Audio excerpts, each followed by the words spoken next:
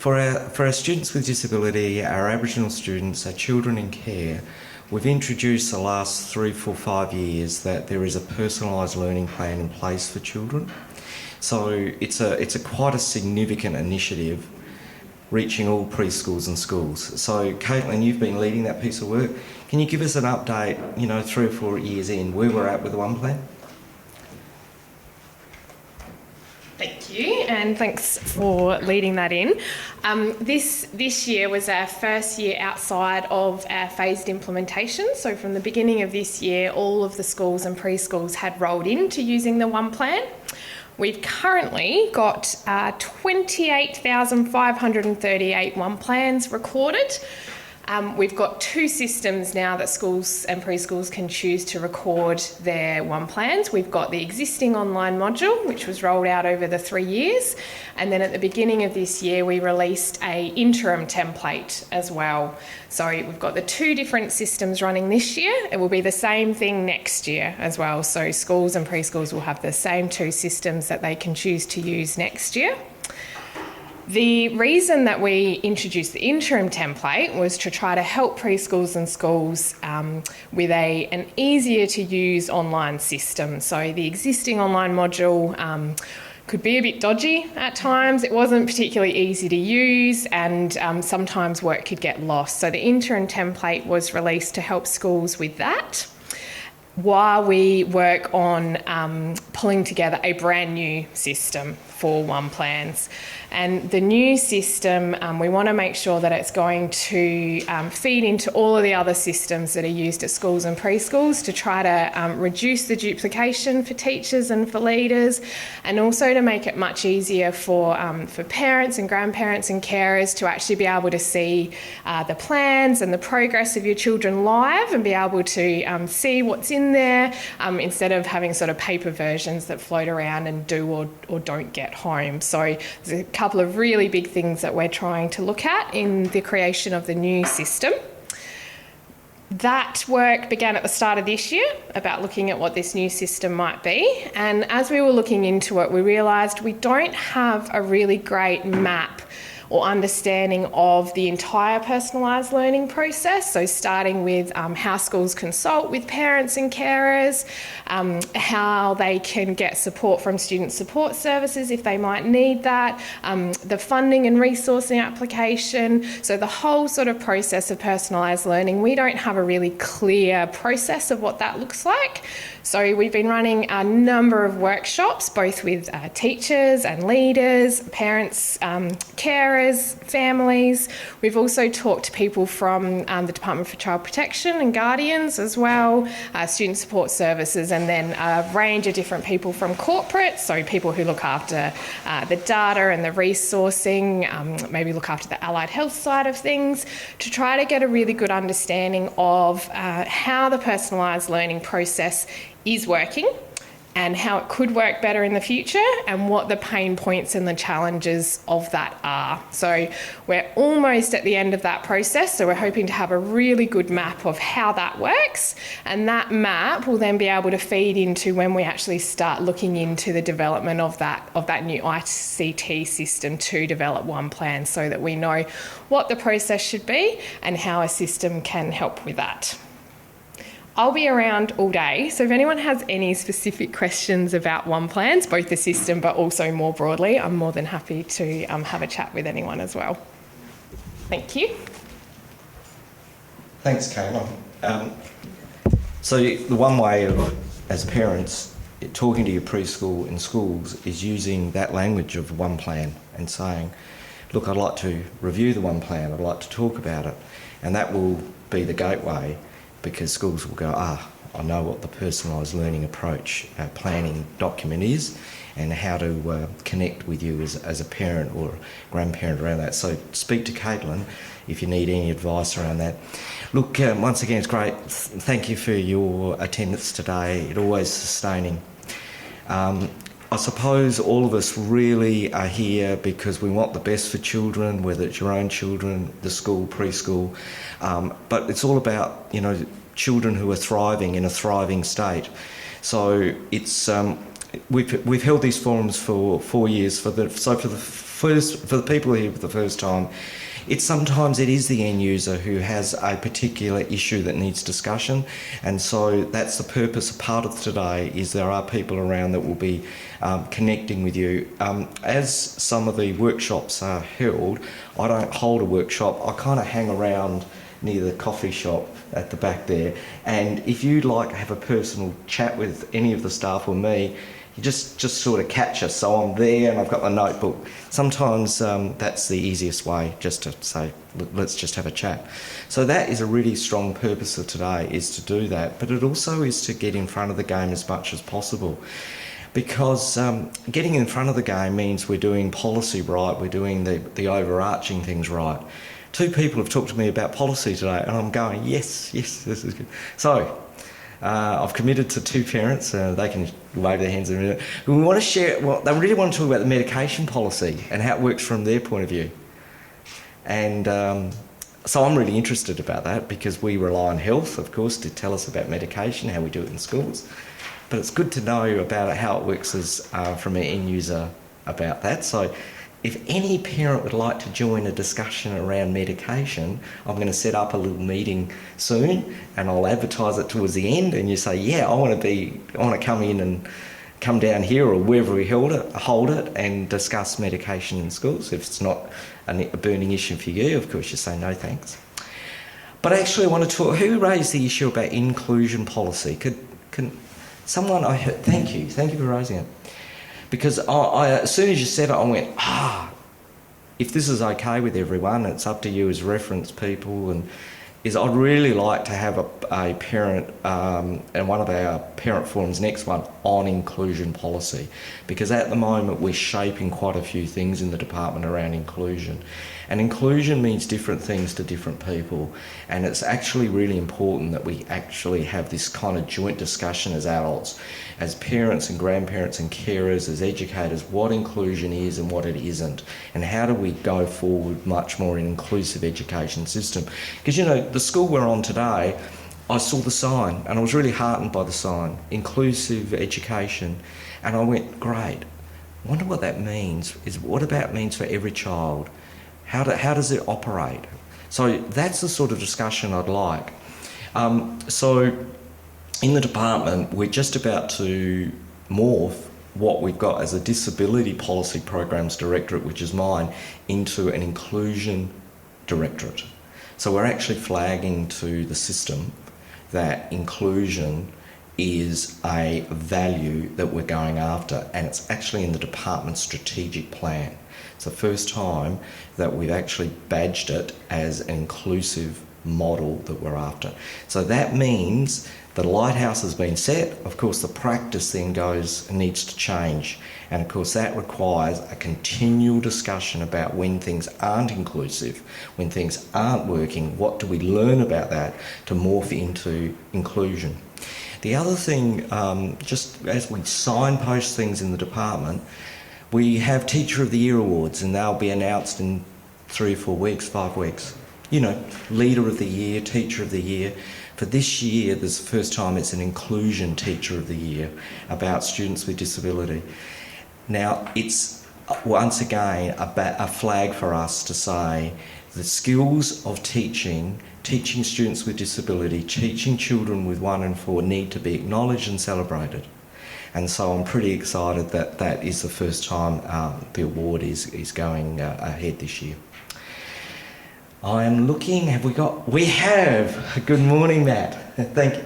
Matt, this is our parent forum, and we really appreciate you coming along because you've been invited because of your experiences as a role model for all of us, as an Olympian, as an MP. So perhaps you want to come out the front here as I do the introduction, because you're going to be videotaped. But Matt, one of the purposes of the forum is to connect parents to the department, but also to connect parents to our leaders in South Australia, so the voice of parents can be shared. And we've had ministers, we've had commissioners here, we've had some people that are really driving some of the change agendas in South Australia, and we know that you're one of those people. So we also know this is your local area and as an MP, so we really appreciate you coming along and I suppose sharing some of your experiences, but also your thoughts about, you know, thriving South Australia and how we do it in education and how we have to do it as partnerships with parents. Is that okay? Absolutely. Okay, Matt Cowdrey, everyone. Firstly, thank you to everyone for coming along today. It's an incredibly important part of being a parent is being involved, obviously, whether you have a child with a disability or whether you have a child who comes to school without anything that needs to be considered slightly further. But I was asked to come and talk a little bit, I guess, about my journey, where I've come from, what I experienced at school. And the first thing to say from the very top is no matter your child, every child is different. Every child with the same disability may experience things in a different way, no different to any other child. We are all different. We all experience things in different way. Our perceptions of the same events are different in different ways as well, and that's certainly been my learned experience across a number of years. So clearly I was born without the lower part of my left arm, a congenital amputation. It was something that was reasonably common through the 80s here in South Australia. I was lucky enough to have a mother who was a primary school teacher as well. So she, right from the very beginning, was always took the approach of trying to stretch me wherever possible to achieve what I was able to achieve and to push me that little bit further, but also to ensure that the everyday activities that I was capable of doing, I did from a very early age as well, which I think was very important. So very early on, the doctors were very keen actually to take my fingers straight off my arm. That's something that's usually done with amputations, and it's easier to wear prosthesis to have those fingers removed. But Mum, being a primary school teacher, wanted me to be able to count to 10 on my fingers like everybody else. So they stayed and have been with me for the rest of my life. And when you come to prosthesis to start off with, again, that's an individual choice. It's something that some people feel more comfortable wearing. It's something that some people gain confidence from wearing and are able to use that effectively. I never found that through my life, but that was my experience. I always felt more natural presenting myself as I am. But everybody's different, as I said. You pick up in looking at particularly other amputees that I came across through my life, that people have different body language, different posture. Some people feel more comfortable shifting their arm slightly further to the side or into pockets or into jackets. That's nothing better, wrong or different about that. It's just ways that people put themselves forward, and that's absolutely fine. So I spent 15 years of my life on a Paralympic swim team, which was one of the best experiences that anybody could ask for. I was part of that transition of Paralympic sport, moving from what was effectively a completely amateur exercise through to what now is just about being as mainstreamed as you possibly can imagine. The 2004 Athens Games, to put it into perspective, my parents were still outlaying money to get us there, so we still paid for all of the pre-games camps, for everything that led up to the point of getting on the plane to go to Athens. We didn't swim in the same pool as the able-bodied guys. So I spoke to a school group yesterday. So I said, who was alive in 2004? Nobody. So I'm starting to feel very old when I come to schools now. But the iconic image of Athens from an Olympic perspective from Australians was Grant Hackett winning the 1500, and he was incredibly sick. He had the bald head, was standing on top of the blocks with his arms raised after winning that 1500 in the outdoor pool, which is the first one that was in an outdoor pool for, I think, since the 1960 Games. We didn't swim in that pool. We swam in the indoor water polo pool that seated 1,500 people. There's a number of those things. Our uniforms, instead of being done by Nike or Adidas, were done by Spotlight, where my grandma used to get her curtain material. But those things have changed very quickly over that 15 years or so since being involved, and that's something that I was very proud of being a very small part of going through that period. I mentioned prosthesis earlier, and my parents were always very keen as I was growing up, and they were an important part of my athletic life, not necessarily my social life or my life through school or anything like that. But when I was 6 or 7 years old, we were lucky enough to run into somebody from the Variety charity, and they managed to get me on a plane over to Sydney to get a myoelectric arm, which was one of the first sort of generations of open and touch picking up sensor arms. And that was something that actually stuck through my swimming career. I never wore it outside of the pool after a year or so, but in the gym, it was the most important thing to my career in some ways. It looked very tattered and old by the end of my career. It never opened and closed. It was just opened. But that arm did every bench press, every part of my gym side of my athletic career for nearly 10 years. It was obviously altered over time, and the suction cup expanded and that sort of stuff. But it was an incredible thing to have that opportunity to have that arm. Even it was something that I only used in some circumstances. I later in life got a golf arm made up. Not that helped my golf game by any stretch of the imagination, but quite literally they were the only two parts of my life where I wore the arm, was in the gym and in out playing golf, and that was it. And that was just what made me happy. I was lucky enough to get back involved with Variety over the last 6 or 7 years. I was on their board, and encourage any of the parents that have the opportunity that need some extra support to reach out to Variety. Obviously, we do a lot of grant programs and a range of other things as well. So if we can help, I'm not involved on the board anymore, but I'm sure they'd be happy to look. We're actually always looking for people that are keen to provide us an opportunity to help them. So that's a good thing as well to keep in mind. I notice the Sunshine Coach every time I drive out the front here as well, which is great. I spoke earlier that everyone's experience is different. I was probably quite lucky in some ways that my ability in the pool and to swim and to beat kids that I was at school with happened quite early. My mum is always very keen to tell this story, but year 3 was the first year that we had the swimming carnival at my school. And I put my hand up to enter. The teachers had no idea that I could swim at that stage, of course, and they actually didn't want me in there. So this is 30 odd years ago. Things have clearly changed at that point, but literally took me out of every race. Didn't want me involved. Mum went down to the school and said, I think it might be a good idea that you give him an opportunity to swim. I think I was the first one selected every year after that, after we proved I was well and truly able to. But those perceptions and those opportunities, sometimes it is still it will still come to your shoulders to continue to have that fight and continue to have that opportunity put forward for your children to do that. That's not something that is unusual. It's not something that is going to change quickly. But that is also something that creates a bond between your child and your parent. It's something that I've always been thankful to my mother for, is the fact that she continued to push and fight for the opportunities for me, whether that be through my schooling or through anything else.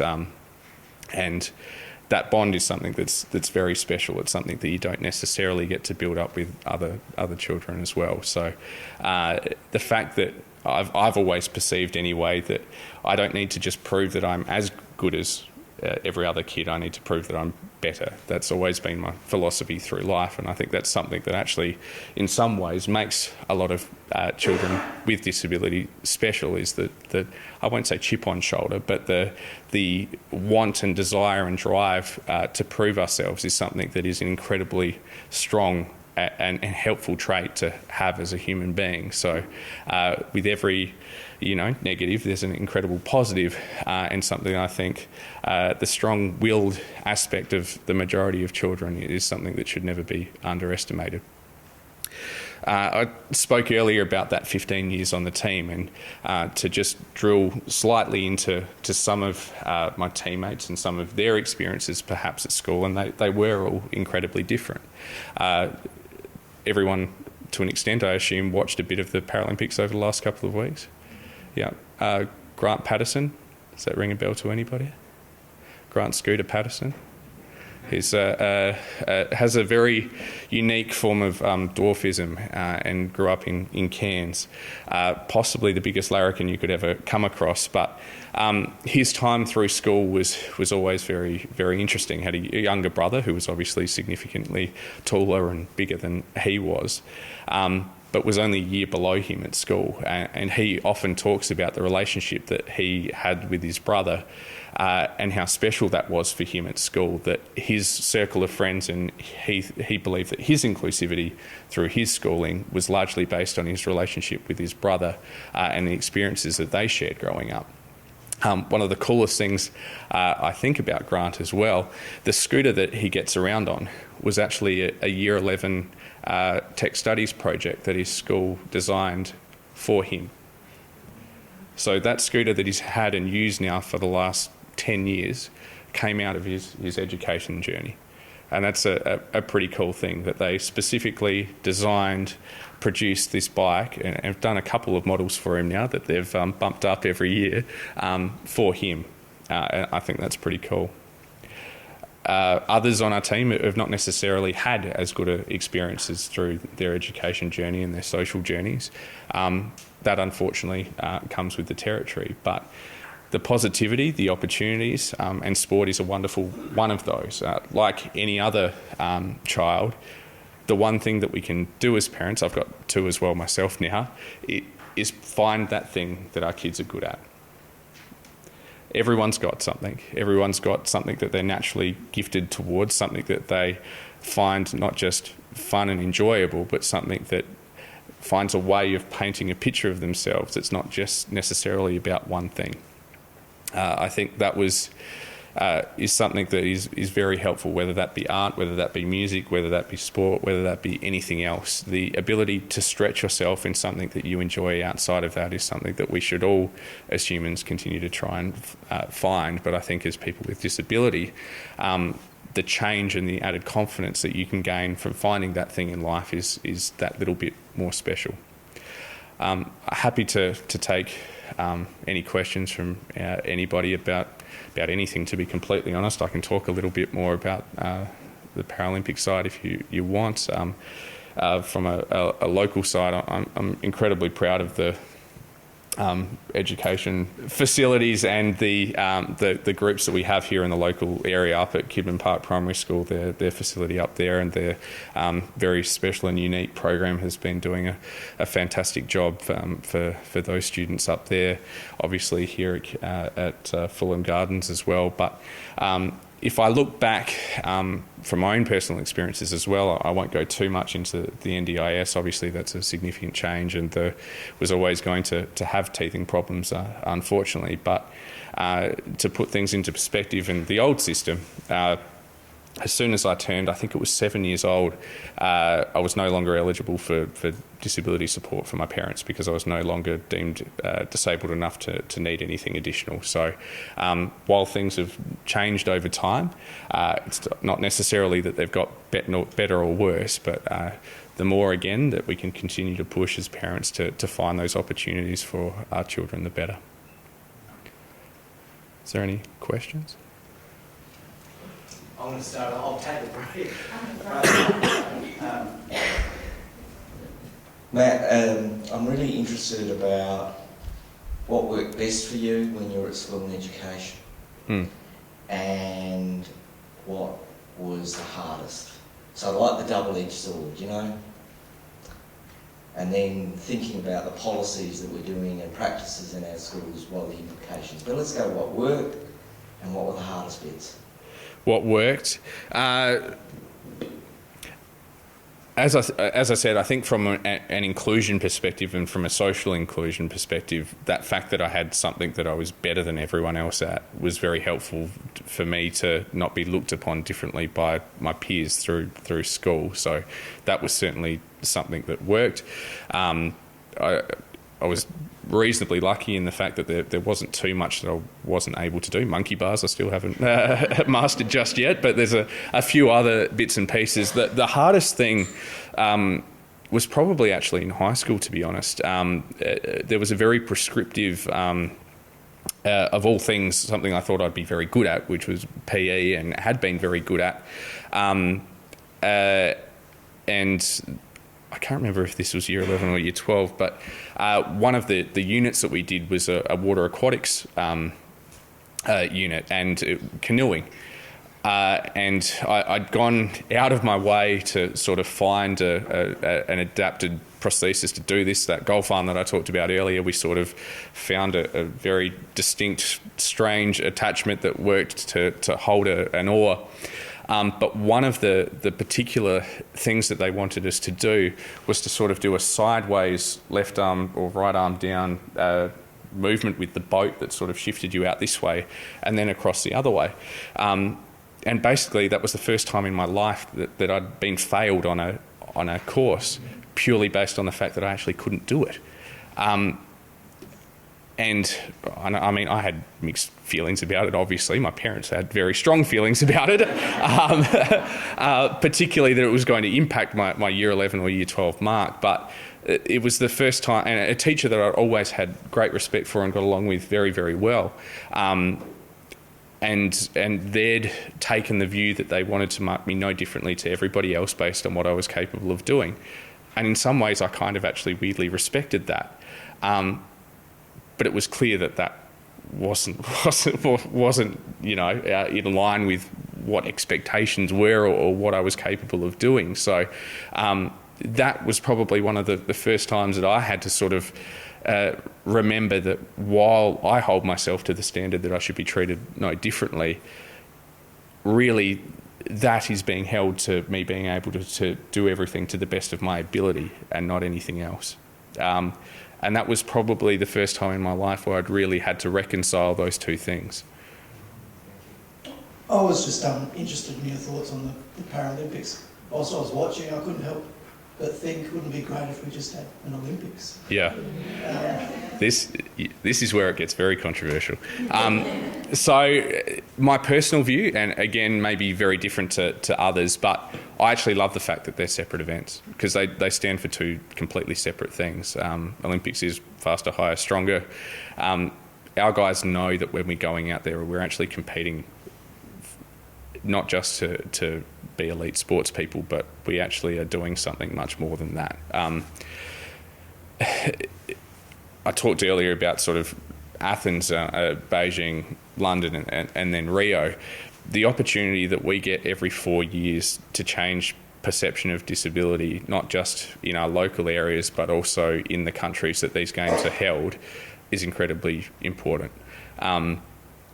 The best thing that the Olympic Committee and the Paralympic Committee did was get together to have whoever is the host city for the games to have both games and hold both games together. So Athens, for example, is one of the worst accessible cities in the world. The Acropolis and the Parthenon wouldn't be wheelchair accessible but for the Paralympic Games. 4 years later, obviously, in Beijing, who don't necessarily have a great record on human rights, never alone disability rights, that opportunity for their country to see, to look up to understand a little bit more about people with a disability in that country, it was an incredibly important thing. Again, 4 years later, the UK and Canada are probably the two countries in the Commonwealth that do the best job of disability recognition, both from a sporting perspective, a workplace perspective, an educational perspective perhaps as well. I can't comment probably as strongly on that, but the opportunity in London to have one of their Olympic athletes on the side of a building and then 2 weeks later have that billboard replaced by Ellie Simmons, a young girl from the UK, that was absolutely incredible. The recognition of our athletes on their own 2 feet and to stand on their own 2 feet, and the Paralympics is the second biggest sporting event in the world. To me, what we do is slightly different to the Olympics, and I have no issues whatsoever with keeping the two events separate because I think they should be. We have opportunities over the 4-year cycle, like the Commonwealth Games, where our events are included in the Games. Some World Championships are starting to head down that route as well. So I think there will be an inclusion aspect to pretty much every event outside of the Olympics and Paralympics, and personally I'd like to keep it that way. I just want to talk about advocacy a little bit. I've seen huge campaigns, especially in, I guess, the medical model of disability, and maybe not so much yet, but in sort of more of a social model. Yep. I've got 2 kids who are non-verbal, and I suppose support for them has been really poor, I'd say. What's the best? What would you recommend for parents, trying to advocate for their kids? Yeah. So there's probably 2 or 3 things that I'd talk on a broader level, right? The easiest way and the best way for us to continue to break down stigma and misunderstanding of disability is to continue to have people with disabilities seen in a broader circumstances. So having, Dylan Alcott on our TV screens more frequently, having some of these people, Play School have done an incredible job over the last couple of years to slowly start to increase what some of their presenters look like. And it starts, it's going to be very difficult to change the perceptions of older generations that have just never had access to or understanding of disability. It's very, very difficult. To start with the generation that we have. So to have our schools as integrated as possible is a good thing. To have children coming through a classroom seeing disability in an early age, understanding, being able to ask questions is a good thing. One of my biggest frustrations has always been, and I think this has actually changed a little bit over the last 10 years, but when a child came up to me in the shops and asked what happened to your arm, almost the first reaction by the parent was to say, no, you can't ask that question, leave them alone. I can't continue to educate and have people understand about disability, about my situation, which is different from everybody else, without actually sitting and explaining that to people. I never refuse to answer that question, because that's the only way that I continue to help people understand and appreciate difference. It's difficult the longer that I think you start to leave that in life. By the time you start to build up, your thought processes and rationale and thoughts on the world, the more that we're able to bring to light disability to our younger kids and to understand that difference is difference. It doesn't matter if you've got glasses or, have fantastic eyes or wear contact lenses like I do, because they're not very good at all. Whether you have ginger hair or blonde hair or brown hair, whether you have, big feet, little feet or something in between.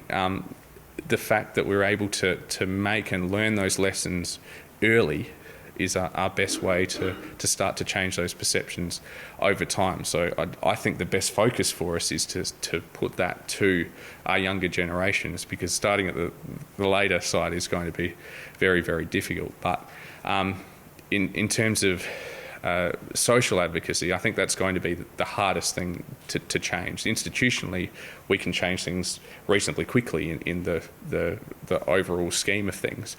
From a policy perspective, we can change things reasonably quickly. No different to any part of society, we can make policy changes, but always the slowest thing is a societal change that comes afterwards. So there's a range of examples that I could think of off the top of my head where we've made a policy change, but the true underwriting social implications of that still aren't realised for 20 or 25 years after that. So that unfortunately is going to be an ongoing thing, but the more that we can bring that change through our younger generations is a great thing. And some of those the We the 15 campaigns and those sort of things that will gain traction outside of these 1 in 4 year events or other events that come from time to time, the more that we can mainstream those as well and have a continual story, as I said, I think is a good thing. Bit of a question if you could speak on behalf of your family. Yeah, I can try. Obviously, but being a parent, a grandparent, a sibling, or a carer, Yeah. what would you tell us, in regards to helping our young people like you were helped? No, it does, absolutely. I think that the best thing that we can do is know our abilities and push that one step further, and take your child and push them that one step further. They may not like you for it at the time, but those are the ways that we continue to improve and live. If we're able to push ourselves to never make that excuse, but always push yourself to try new things, to push that little bit further, to live just outside what's comfortable. That's where we grow as humans, and that's no different with disability. It's just sometimes it's easier to make that excuse. If I didn't want to tie my shoes up in the morning, I could always use the excuse that I don't have a hand. But I know I'm capable of doing it. My parents knew I was capable of doing it. That was within my level of ability. I needed to be pushed that little bit to make sure that I did those things and made myself as independent as I possibly could. I think that's the best thing that we can do, is just push just that little bit further than what's comfortable. I really liked what you said about the siblings earlier, about the young man whose brother was a great advocate for him, because I think for a lot of parents that's a really important point. I think our siblings are some of the people that are going to really support that drive and change. We have got another question here, so I'll just hand that off. So this speaks more to the carer, parent aspect of things, and so I'm wondering, what supports were your parents able to access to support themselves? So for us with quite complexly disabled children that are attending disability units or other services like that, parent support, I feel there's a lot of blame on parents and lack of support, and then accessing that support is quite challenging. So can you speak to your parents' experience and how they sort of overcame? Yeah. To be completely frank, very little is what they got. And that was just a product of the times 30 years ago. When I say very little, I mean next to nothing. All right. I think they had the disability carers allowance for what I said up to about 7 years, but it was only a portion of that as well. So from a financial perspective, very little. From a social perspective or from an organisational perspective, it was always something that they had to source themselves. So I think, as I said, the variety stuff, it was just we managed to run into somebody who ran into somebody. All of those things happened through chance and pursuit rather than anything coming to us. I think that has got slightly better over time. I think we can still do a much better job of that. And to be completely honest, there are a lot of really good not-for-profits out there that just, for some reason, we're not connecting well enough with the people in need. That's one of the things that I think has become blaringly obvious to me over the last couple of years, that there are people out there that are willing to help and willing to support, but for some reason we've just got a disconnect between bringing those people to the right organisations. So that's a challenge for government to an extent, and more broadly from a community perspective, to actually match the right people with the right organisations. I suppose the one thing that I listened 2004 to 2021, 17 years, is this journey of acceptance and the journey of rights that you talked about that's happened for Paralympians. And I thought, gee, that's kind of lots of parts of our society, definitely in education. It's on that journey. And as you said, policy, fine, it's got to be backed up with this long-term change in this journey. So if we could put our hands together for Matt Cowdrey, please.